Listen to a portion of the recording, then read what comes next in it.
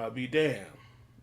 Freddie P. He got all the dialogue reveals every word. He told him, he made him quit the group, the band.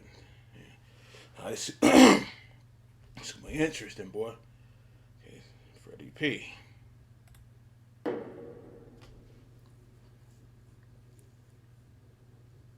Freddy P, happy to have you on the platform, my man. What's happening, man? Happy to be here.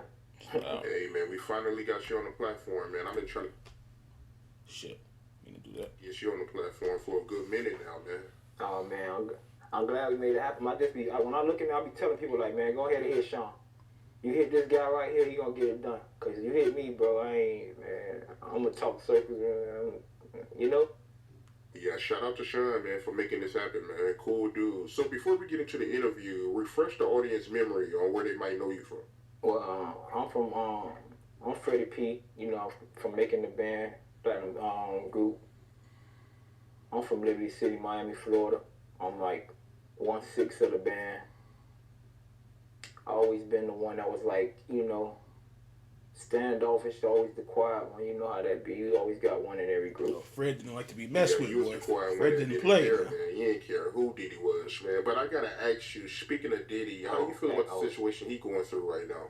It was to me, honestly, and this ain't no slight. It just I like to see people get they just do. Like if he was innocent, I'll be speaking up. Like leave that man alone, cause I hate bullets. But if I don't feel like he guilty, I just feel like, bro, it's there. Like all the people ain't lying, and then you know when a person lie because they you know when a person lying, they ain't going into detail. Like it's certain things, and people always trying to blame Cassie. Like no, bro, like you ain't never been around a billionaire before, so you can't be around that. You don't know how to judge that situation when somebody like it's kind of like the dude you ever seen in the commercial. They hold a dollar, and like, you gotta be quicker than that. They gonna keep dangling the money in your face. You gonna kiss like the carrot in front of the rabbit. You see the food, you gonna keep chasing it, and eventually you gonna feel like, why would I quit? And I done got to the 12th grade. Like, who gets to the 12th grade and quit school? So if you go through so many levels of embarrassment, you know, whatever you want to call it, and then you get to where you feel like I surpassed a lot of stuff. I done did the worst of the worst. You go to feeling like, okay, I want to be compensated. But as far as his crib, man, I just feel like, man, they deserve it. You know what I'm saying? You see, he quiet. You gotta look at the surroundings. Like people like, why his friends ain't talking about? Whoa. First of all, everybody know this. We've been talking about this since I was a kid. Everybody, you know what I'm saying? Ain't no sitting around to be acting like it's brand new right now. That irritates me. And when I see niggas scared to speak up, and all them niggas freaks, and when you see the ones speak up for them, it's because they got to hide, and they know when this come around on me, or if this come around on me, I don't want to. I know, I'm gonna be looking for. The thing, I thought it was strange, cause I seen the video, after that whole situation. Said the man was out, riding his motorcycle, riding his bicycle, whatever, just walking around happy and smiling. So I guess that means they got nothing. So they, I don't know, they tore up the man's shit for nothing, which is crazy. That it looked like I said in another video. It looked like they was looking for Scarface or something. That house was gone. I was like, man, tearing up the man's shit. Alliances. I'm gonna be looking for people to step up for me. You get what I'm saying? What's crazy to me, man, is some of the names that's popping on. I see Harv. Y'all don't know who Harv Pierre is. I do. This a nigga who like me and this nigga done had real like words to words. Like me and them niggas done went through real yeah. Like me and Nick Diddy. You know what I'm saying? Nick Diddy threatened me. He because I'm the type of person like, bro, if anyone around me, bro, you gonna see Bryce. Anybody I'm around, they gonna be like, ask Fred to ask because he listen to you. Or I don't know what it is, bro. So it's like everybody around was like, I guess, of some time walking on eggshells around me, and I guess in some what he had to feel, he had to take back control of what his environment. Because when he got back in there, it was more like every time I'm in a mood, Nick is like, and he was like, yo, Playboy, money, what you think? Nick told me some shit about and what's so crazy is If a nigga threaten you like this, right? You laugh at a nigga like, man, get your funny ass from by me, boy. Shoot you in your whoa, whoa, whoa. You know what I'm saying?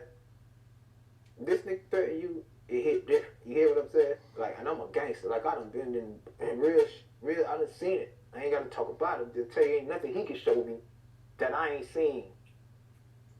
You get what I'm saying?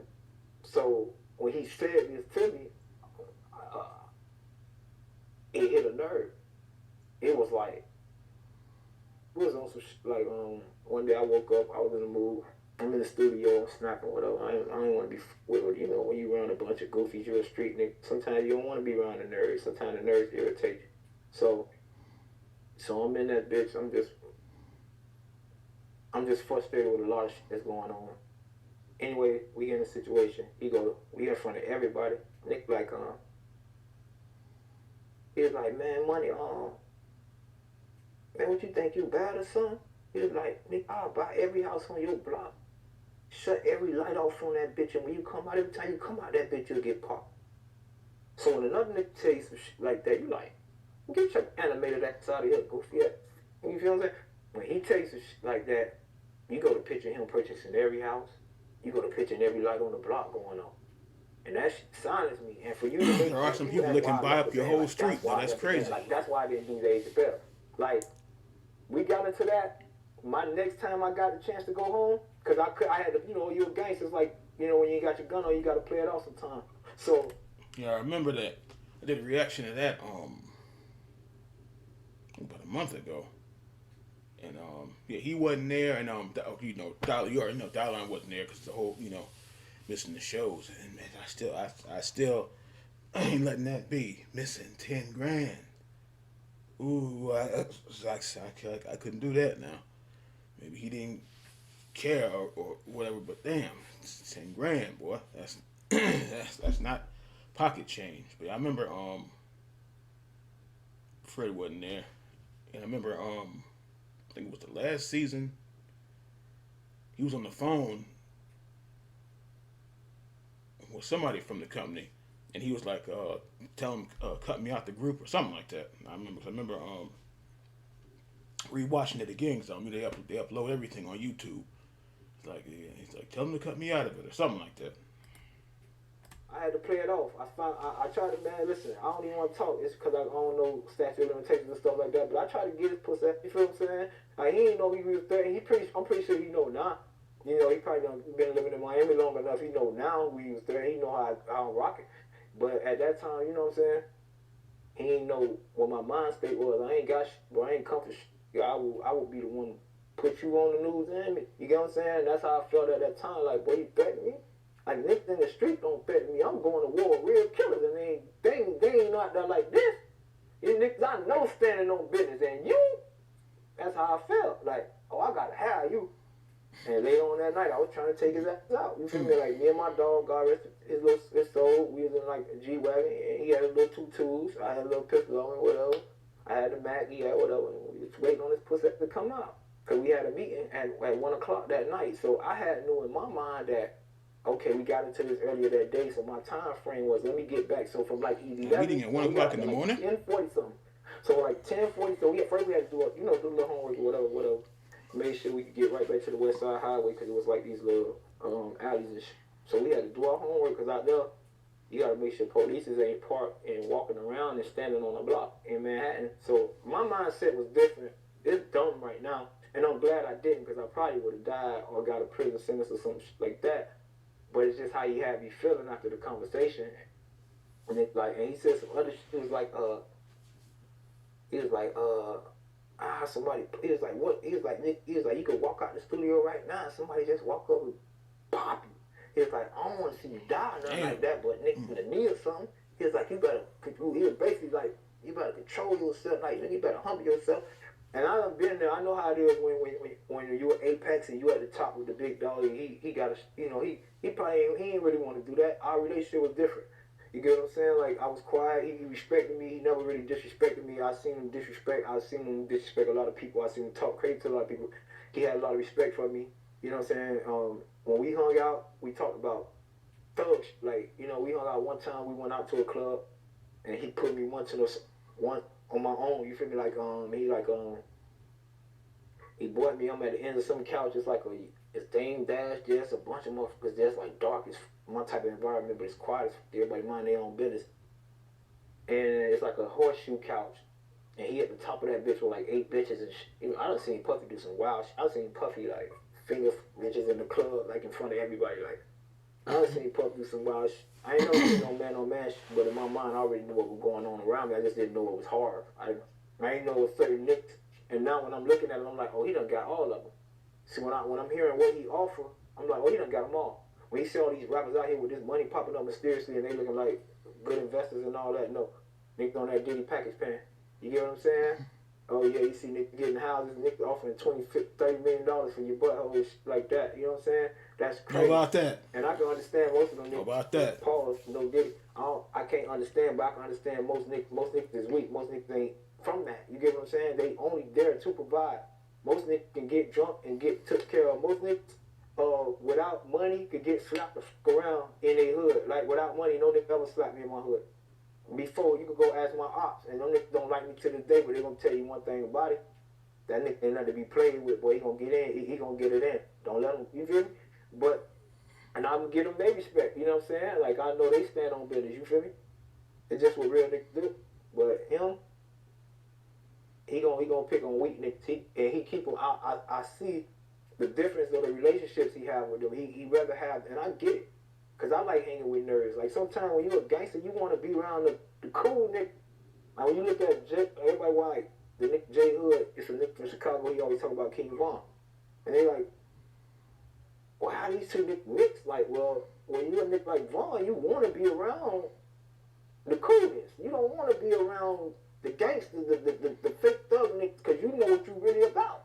You on 10. So a little minor subject that this nigga might want to argue with somebody, your mind is, I'm finna go jump in this car and take care of that, because it ain't even about the mind state don't come from wanting to be a killer and want to be a thug. It's come from paranoia and not wanting to get caught first. People think you like that because you just like that. No, you like that because you threaten my life, and now I take it more serious than everybody else. Like, I fear you might come. So I'm going to come get you on the way that you never did before. Or I'm going to attempt to. Like, you know, not me. I'm just saying that's how I would that's how I would handle it. You know? Right. But, yeah, just to backtrack, Diddy, he told you directly that he'll buy every house on your block, and every time somebody come out, they'll get shot. Hell yeah. He said, I shut every light on that bitch. Now, picture that. You go to picturing it. It's him. You're like, oh, this nigga. That is rugged. Like, what the? It ain't like no nigga in the hood. Man, trust me, That's man. some cold shit. Get put up. That was a different threat right there. Because you gotta understand, the man got my social. The man got my itinerary. So all that fake, I would tell my son, you know, you're gonna live to be 42 if you pick and choose your battles wisely, not be the most gangster nigga in the room. Ain't no such thing as the baddest man in the world, because there's always somebody like your uncle or somebody like your daddy. And somebody who's 10 times worse than us who ain't got a conscience, who don't care about God. You know what I'm saying?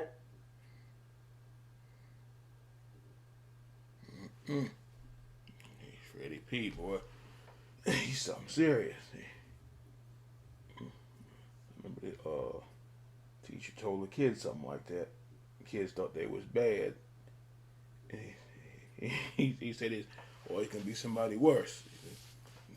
Yeah, it's like, and they're like, oh shoot, and he's like, they ain't get out there, they ain't gonna do nothing. It's like, okay, and the teacher, because it was 8th grade male teacher, he was not bullshitting. He's like, okay, you keep going out there being bad, you're gonna see what hell look like. And so he's like, oh man, they ain't gonna do nothing.